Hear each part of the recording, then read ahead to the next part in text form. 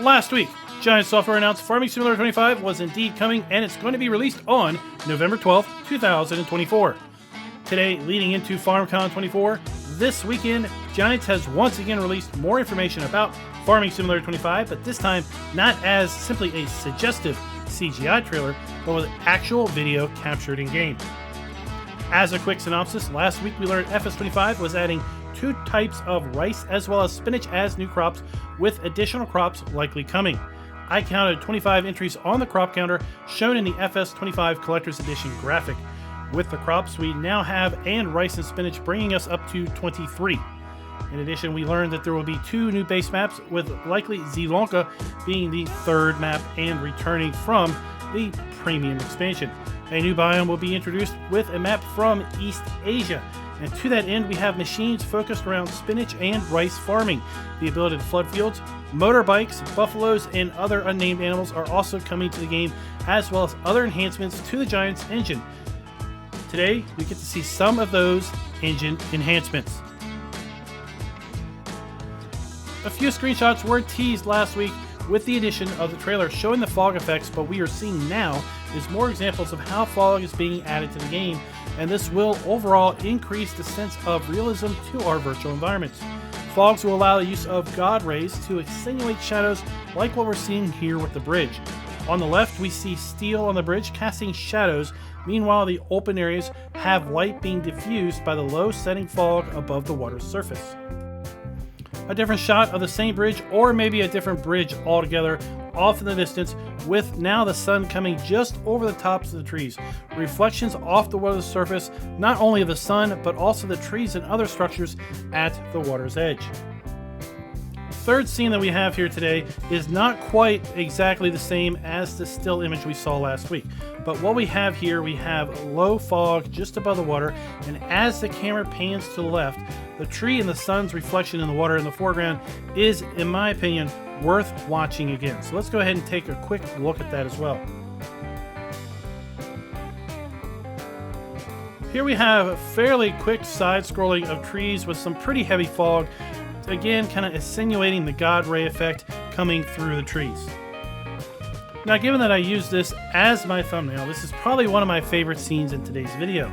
The round barn on the right, the lone tree on the hillside, and then the house up on top of the hill. The way the camera is panning to the right and the sun rays are coming through the trees, it's just absolutely marvelous.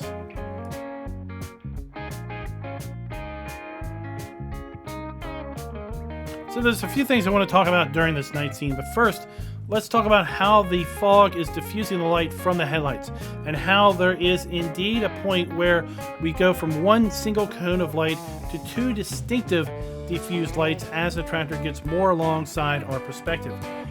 And then we are left with the street light at the railroad crossing and the glowing red crossing lights. As the shot then changes to Hardware Bob's hardware store, I want to dispel some thoughts that Giants has implemented ray tracing. I don't believe that they have, because take a look at how the awning is not blocking any of the light from the 3 lights that are casting light onto the building. If we were implementing ray tracing, then the awning itself should be blocking that light, and therefore the bricks behind and under that awning should be in shadow, but they are not.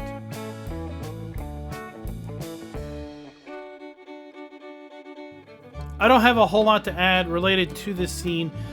Again, we have low fog on the ground, but your vision does clear up maybe 10 to 12 feet off the ground. Weeds appear to be coming back as the field in the foreground is covered with them, and we have some sort of silo or cell point complex. What I take away from this is that I'm kind of done with fog at this point, and I hope that fog is not done excessively. But we once again will see low fog following the contours of the ground, the clarity of the sky, and the view distance of the barn, the water tower, and the trees off in the distance. Now, something else I noticed in this scene are the clouds and how unique they look compared to FS22. In fact, with clouds, we have another engine enhancement, that is cloud shadows. Here we have a few quick scenes where we have fields, and what I can expect is time that has been sped up somewhat to exaggerate the effect of the clouds moving overhead and casting shadows down on the fields below. I look forward to see how this plays out in-game at various clock speeds, as well as how frequent we will see cloudy days versus clear. Other enhancements I talked about were related to tree and foliage, not only enhancements but also optimizations. Trees and distance will be rendered at different angles, which will provide more visual variety. Denser foliage on the trees, and in this shot of the wheat field, the first thing I noticed was one, the wheat is not all the same direction, and there are some plants leaning to the left, some leaning to the right, and some leaning a bit more than others. The heads of the wheat are at different rotations, and there appears to be a variety of height to the crop. Giants then took us on a short ride down what they call a long road. We get to see here, and I'll run this clip a few times. First, we can take a look at the new reflections on the hood of the tractor or truck. On the left side, we see road lines, texture of the road, and the foliage along the left side of the road reflected on the side of the hood. On the top of the hood, we see some distance trees, and then trees and utility poles, as well as other things reflecting back off the hood over on the right side. Hopefully this will dull as dirt accumulates on the vehicle, and what we can also see here are some more of the map buildings and other features on our new American map named River Bend Springs. Some of the things we already know about the map: it has 70 plus fields as well as a central small town. The map is designed to be along the Mississippi River, somewhere in the Arkansas, Missouri, or Mississippi states area. Continuing our little tour here of the map, we have what I'm assuming is going to be our vehicle dealer. A quick shot here of Gasket, the gas station that's going to be here in town. And then I want to focus mostly of my commentary on the animal dealer, and that is what's coming up. I want to look at the ground textures that we have here at the animal dealer. And then as we continue around the side of the animal dealer, we have cows in one pen. So this is going to be the first Giants delivered map where we actually have animals in the pens. We have another pen over here where we have sheep, and what that makes me question is, will we have to pull up to the cow pen in order to buy cows or sell cows? Will we have to pull up to the sheep pen in order to buy or sell sheep? And then lastly, I want to make note that as we approach the sheep area, on the left we see what I'm assuming is a manure heap, possibly a manure buy point, and we see what is supposed to be what I'm assuming is some steam coming off the top. Now, the steam does look a little cheesy now, but remember, this is still a work in progress and not the final product. Water will be a big aspect of this map, named River Bend Springs. Here we see several areas along the main river or a side branch. It gives us the vibe of a slow and lazy river. In addition, we have multiple ways of crossing the river with the addition of ferries.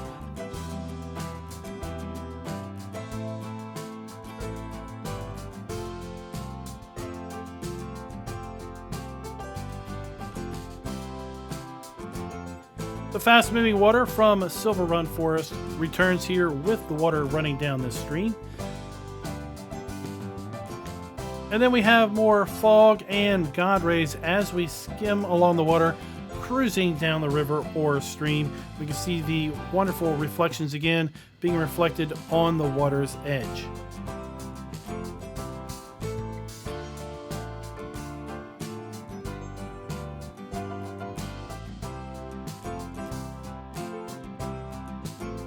Now, if you thought motorbikes were not really coming to FS25, they were basically confirmed with this quick walk in the woods where we see a lot of changes to the tree density and the bark textures, as well as ground, foliage, grass, flower, and crop textures.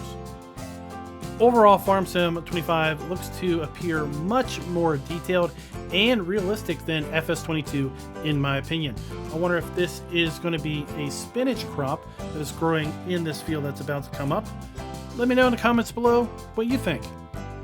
Is that spinach? Now, enough with the engine enhancements and the little quick tour of the map. Let's talk about new crops, specifically rice. We know there are two types of rice, regular rice and what we're going to learn later is long grain rice. Regular rice is going to be first grown as saplings here in a greenhouse. But before we talk about saplings, let's just pause the video and look at our new UI. In the upper right corner, we know we have sunny skies. It is August. Obviously, the crop counter is coming back. Seasonal cycles is returning. We know what time of day it is. It is 4:40 p.m. and how fast the game clock is running, as well as our bank balance. Down in the lower right, we know we have a new UI for our productions. Here we have a greenhouse for rice saplings. It's owned by us and it is currently running, and we have an input of water and an output of rice saplings. So what do you think of the new UI? Let me know down in the comments below. Once we have a full pallet of saplings, what we're going to be able to do is we're going to be able to take that pallet and head over to the field and get these things down into our new flooded rice field.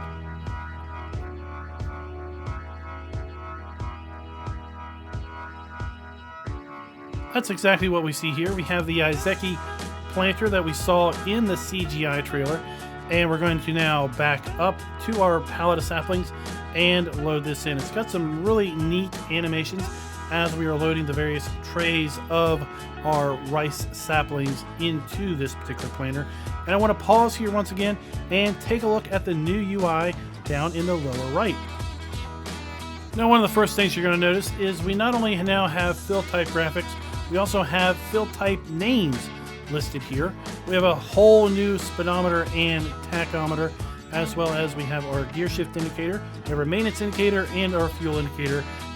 And then we have the elephant in the room, GPS. Now, not a lot was really said about this, and I think we all kind of know what we want in a possible GPS functionality. It was teased a little bit that we might learn more about this GPS functionality at FarmerCon during one of the presentations this weekend. So if we do hear about that, I will definitely be reporting on that as soon as I am aware. The other things I want to really show off here in this segment is that we now have water planes that will react to you being in them. Watch this vehicle as we enter into the water. We're going to see ripples on the surface of the water. It is reacting to us driving into the water. If you were paying attention earlier during one of the kind of the video segments where we were talking about rivers, we were actually kind of walking on the water. We were doing a little Jesus action there. Indeed, we were walking on the water and we were also seeing some rippling. The animations on this planter are really, really cool. We're going to zoom in on that here right now. And basically what we're seeing here are the saplings basically being put into the ground. The whole carriage there is shifting left and right and dropping down as the saplings are being put into the soil. Now, I do want to do a little bit of caution on the GPS. It's likely not going to be the guidance steering mod that we know from FS22 or the GPS mod that we knew from FarmSim prior. It may be simply where you lock your vehicle into a specific course heading. We don't know if it's going to support lane shifting, for example. So that's hopefully going to be some information we find out in FarmerCon at this weekend's presentation. Here we have a Japanese rice harvester from Izeki. Izeki is not a new brand, but it is going to be very much enhanced with respect to the vehicles and machinery in FS25. We're going to now be harvesting the rice crop that we basically just planted in the ground in the previous segment. This is going to be a tracked vehicle, so you may have a little bit of difficulty in driving this thing, and as we see it kind of get into the field, it's a little awkward already. But we're going to be pulling the rice plant out of the ground and up into the harvester. Then we're going to see it basically go through the side of the harvester where the rice is going to be removed, and then the chaff is going to be put out the back. Now, both in this segment and the one we're going to see next, we really don't see if we can windrow this rice straw or this chaff that's coming out the back. From what I understand, baling rice straw is a thing in real life, and I do hope that we will have the ability to windrow that and then ultimately bale it for maybe an additional way of earning some money. Here we have the New Holland CR11, and this time we're harvesting long grain rice using a traditional grain harvester and header. We get a little shot here of the interior of the harvester. I wouldn't be worried too much about those screens right now. I'm sure this, since it is still a work in progress, those screens will be enhanced when the game comes out to display some more information. Now, to be honest, I am really hyped about FarmSim 25 even at this point, with the stills we got last week, the CGI trailer, the in-game video footage we got today, and as we're seeing right now as we close this video out, we have a few more stills that have been shared with the press. I was not really that excited at this point for Farming Simulator 22, but Farm Sim 25, I am super hyped at this point because I really think this is going to just be icing on the cake as far as the visual enhancement that we have from FS17 to 19 to 22 to 25. And I really look forward to seeing what we're going to get as a final product. Now, you may still be a little bit hesitant because maybe the feature you're looking for, you're most hoping for, has not yet been talked about. Well, don't be disheartened because we still have plenty of time to come before the release, and this weekend there's going to be a ton of information that is going to be disclosed at FarmCon. And if you are on PC and you are looking to pre-order the Collector's Edition, I have a few links down in the description below. One of them will take you to Giant site where you can either select to order from GameStop or Amazon. Then I've got a second direct Collector's Edition link on Amazon. Both of those links are affiliate links, so I do get a little bit kickback from both. If you are maybe looking to pick up the Collector's Edition, but it's not yet available in your country, keep an eye out because just recently, probably in the last 36 hours, it became available on the Amazon US listing. Prior to that, it was basically listed as unavailable. If you are willing to pre-order over at the Giants eShop for a digital copy, then there's also a link down in the description below there. And once again, I do get a few bit of percentages back as a referral credit. This also will help me move one step closer to becoming a gold partner. Earlier this year, we moved from bronze to silver, and hopefully sometime, maybe in the next year or two, we're going to be able to move from silver into gold. If you are a console player and still want to help out the channel, well, you can pre-order over at Amazon using the collector's link and simply select either the PS5 or the Xbox version of the game. While I will not be at FarmCon, I do have an inside guy, and I hopefully will be able to bring you some inside FarmCon photos and maybe even exclusive video or two, so keep an eye on the channel for that over the weekend. I published in my community tab the English translations for the FarmCon schedule, so if you are curious to see what kind of sessions are going to be held, then go take a look there. And lastly, happy farming!